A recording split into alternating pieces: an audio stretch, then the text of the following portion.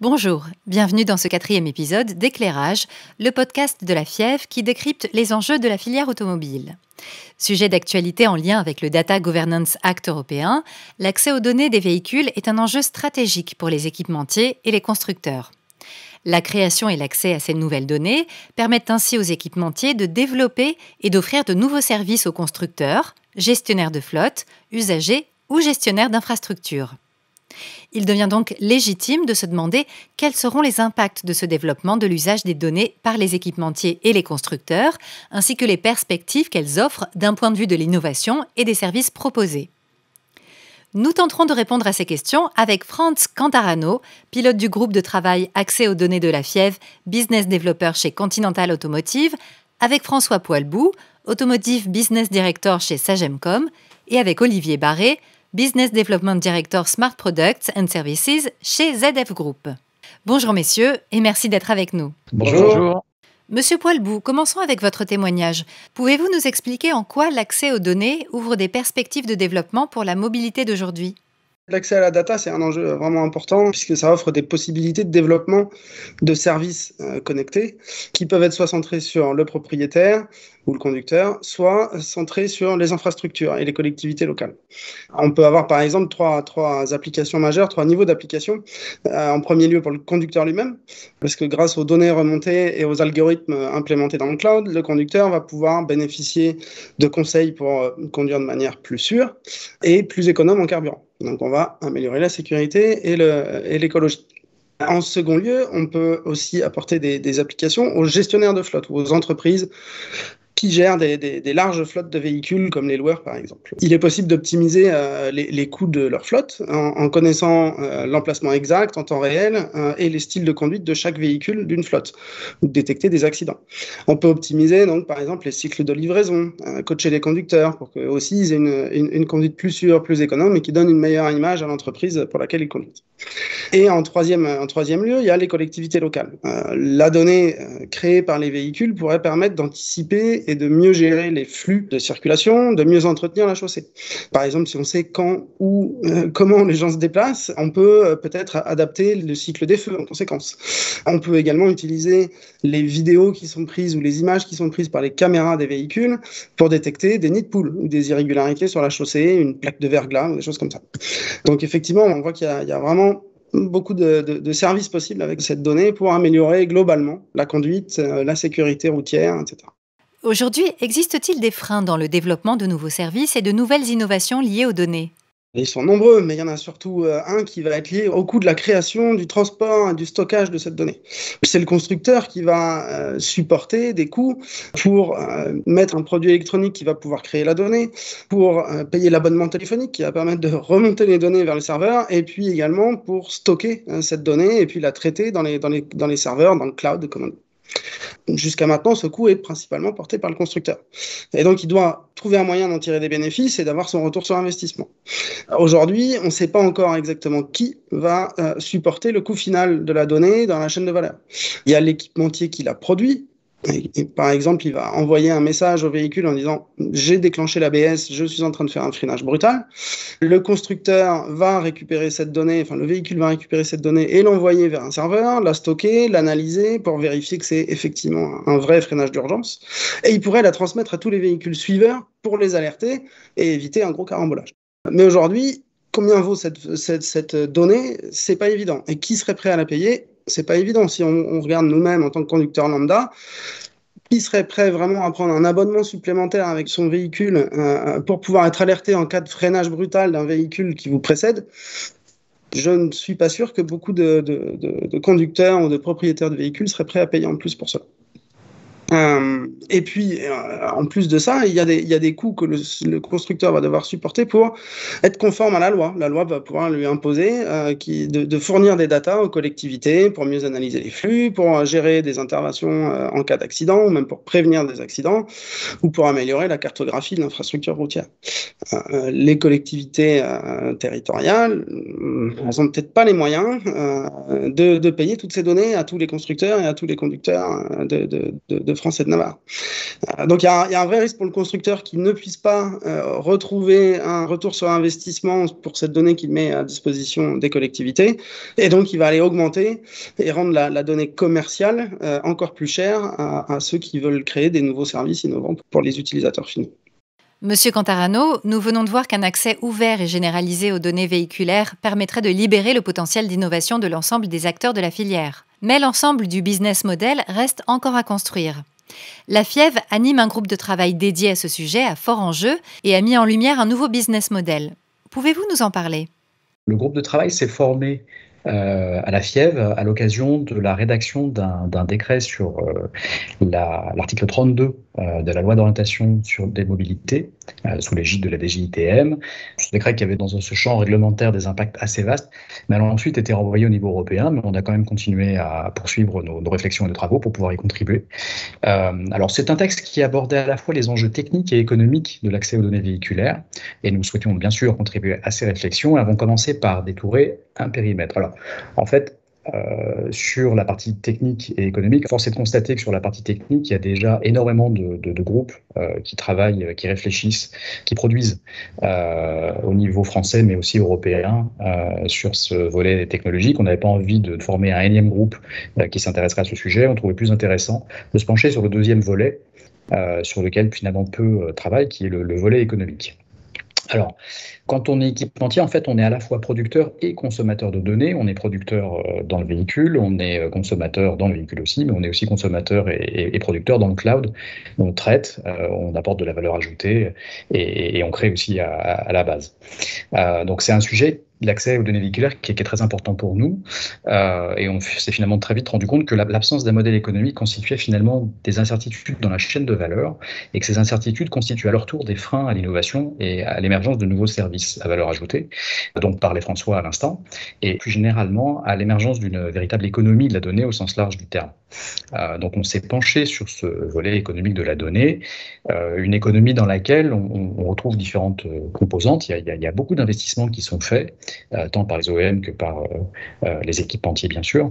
Il y a beaucoup de recherches, d'innovation, d'investissements qui sont faits pour la production et la transformation des données, avec des nouveaux champs d'exploration, le big data, l'intelligence artificielle, pour ne citer que ces deux-là.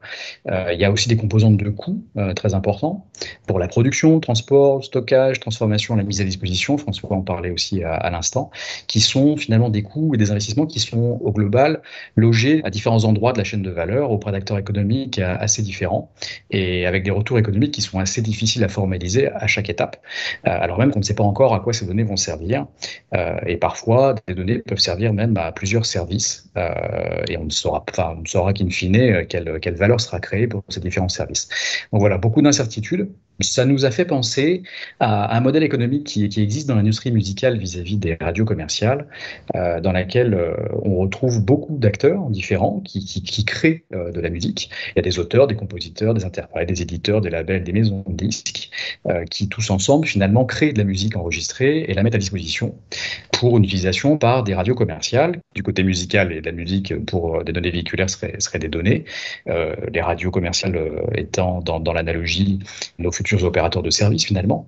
Et en fait, dans ce modèle de l'industrie musicale, c'est créer un modèle de la rémunération équitable, qu'on appelle aussi la licence légale, et qui permettait finalement à l'ensemble de ces chaînes de valeur qui créent de la musique, des données véhiculaires dans notre cas, l'assurance de pouvoir être rémunéré de façon équitable par les exploitants. Là, dans le domaine publicitaire et des radios, évidemment, la musique est utilisée dans plein d'autres circonstances, mais en tout cas par les radios commerciales, les radios savent déjà à l'avance combien elles vont rétribuer la chaîne aval par l'intermédiaire de la SACEM, de l'ASPRE pour la France, mais il y a des modèles équivalents dans le reste du monde qui fonctionnent bien. Voilà, et ces sociétés collectrices redistribuent ensemble ensuite ces revenus, finalement, cette part de revenus à l'ensemble de la chaîne.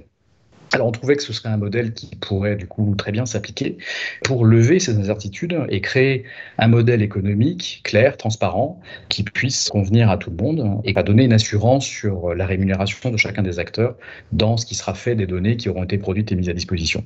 Donc c'est sur cette proposition qu'on a travaillé pendant plusieurs mois. Alors ce n'est qu'une proposition évidemment, mais au moins elle a le mérite d'exister. On a innové un petit peu parce que finalement c'est presque l'innovation de transformation sectorielle de la musique à l'industrie automobile. Mais en tout cas, je pense qu'on a produit un modèle, on va dire, intéressant qui pourrait être regardé. Monsieur Poilbou, de fait, le principal frein aujourd'hui est donc de réussir à valoriser une donnée? Oui, c'est bien ça, d'avoir ce modèle transparent et clair qui permet de valoriser toutes les données parce qu'elles n'ont pas toutes les mêmes valeurs, ni le même coût de production, etc. Si on prend, je sais pas, par exemple, la donnée liée à la vitesse des véhicules, par défaut, tous les véhicules connaissent leur vitesse véhicule et c'est un nombre, un octet maximum à transmettre, qu'on peut transmettre même de manière assez régulière. Ça coûte rien, ça pourrait presque être gratuit. Mais sur certaines données qui n'existent pas naturellement, qui ne sont pas indispensables pour le fonctionnement du véhicule, ça peut nécessiter de rajouter des composants technologiques ou de complexifier les composants en place ou de complexifier les développements software de ces composants. Et dans ces cas-là, il se pose la question du prix de revient sur le véhicule et du prix de cette donnée récoltée. Donc, on pourrait à date partager les données à des acteurs privés, des fournisseurs de services, qui eux se rémunéreraient sur ces fameux services proposés dont je parlais tout à l'heure. Mais pour le constructeur lui-même, aujourd'hui, c'est très difficile d'imaginer la marge potentielle qu'il va pouvoir dégager et que cet acteur, ce fournisseur de services va pouvoir dégager. Donc, il y a un vrai enjeu sur la profitabilité de la donnée. Mais si chaque donnée n'a pas la même valeur, comment le modèle peut-il s'adapter à cette contrainte, Monsieur Cantarano? Une donnée peut être chère ou peu chère à transporter et à mettre à disposition. Une trace GPS, par exemple, transmise en temps réel sur un réseau 5G, va coûter beaucoup plus cher à transporter qu'une donnée statique qui serait remontée une fois par mois par un réseau Edge. Le transport, comme je disais tout à l'heure, ce n'est qu'une des composantes du coût de mise à disposition de ces données. Il y en a beaucoup d'autres. Et en fait, toutes ces sources de coûts, les investissements aussi, devraient permettre... on voit apparaître une notion de catégorisation en fait, des données en fonction de leur cherté, si je puis dire, de leur création, de leur mise à disposition au sens large du terme. Alors du coup, comment est-ce qu'on prend ça en compte?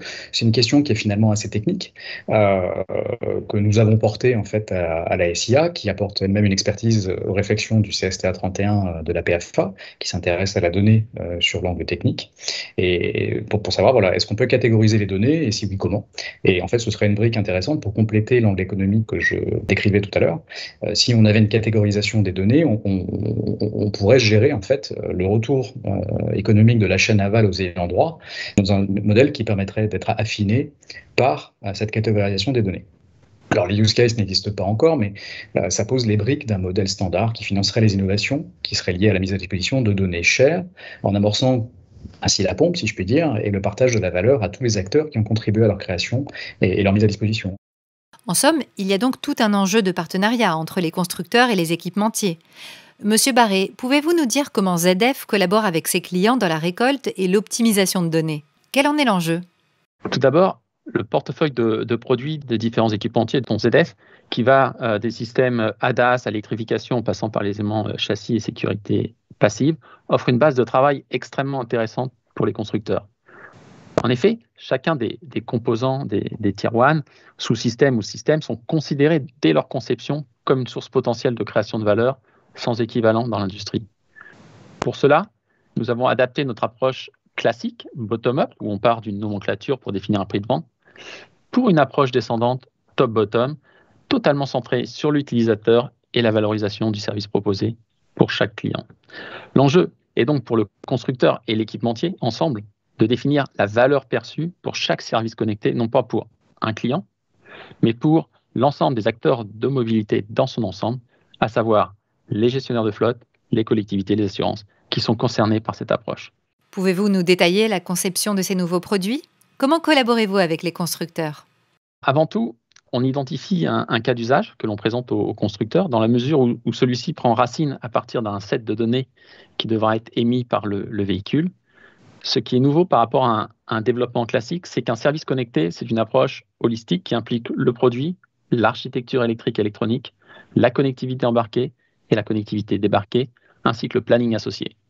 Néanmoins, le prérequisite pour tout service connecté, c'est de ne pas renchérir le prix de revient de la voiture au niveau du constructeur.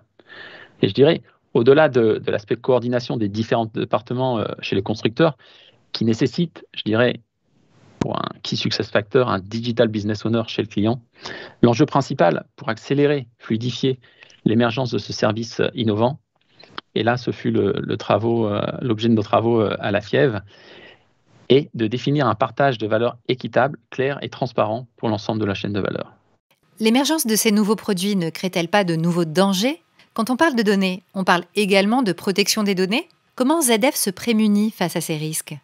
Pour cela, nous déployons une approche holistique, end-to-end, avec les principaux acteurs impliqués dans la création, la gestion et l'utilisation au sens large de la donnée, qui va du smart component à l'ECU, en passant par les architectures réseau ou centralisées des futurs véhicules de type HPC, aux boîtiers de connectivité embarqués, ainsi que tout type de connectivité demandée, comme les Car2X, Car2Car, jusqu'au cloud.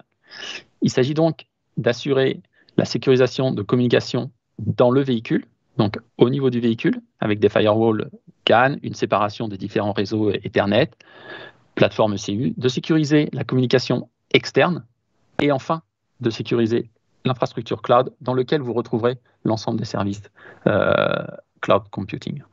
Donc sans rentrer dans le détail de toutes les réglementations et normes sur le sujet, je citerai 4 réglementations principales en termes de cybersécurité, l'UNSE 155, celle relative au software update, l'UNSE 156, celle relative au processus de développement pour être compliant à la cybersécurité, l'UNSE ISO 21434, et enfin celle relative à la sécurisation des software updates, l'UNSE ISO 24089, avec pour ZF une infrastructure de type PKI, donc Public Key Infrastructure, avec une double clé public-privé permettant d'établir une sécurisation de la communication. Avec des véhicules de plus en plus connectés, la protection des données en lien avec la RGPD et surtout la gestion de la cybersécurité doit être globale et holistique afin d'assurer une couverture end-to-end. Merci beaucoup, messieurs, pour votre participation. C'est ainsi que se termine ce 4e épisode d'Éclairage. Nous vous donnons rendez-vous très vite pour un nouveau numéro.